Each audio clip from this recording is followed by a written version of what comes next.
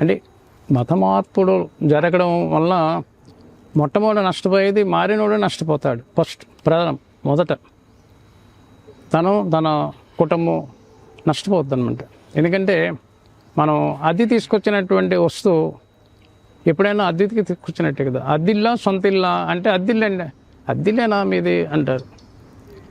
అదే వేరే సంబంధించిన దేంట్లో పుట్టాను, సనాతన ధర్మంలో పుట్టావు.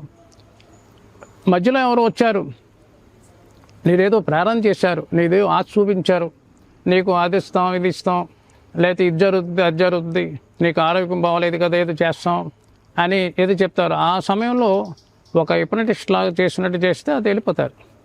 దానివల్ల నష్టపోయేది ప్రత్యక్షంగా వాళ్ళే నష్టపోతారు.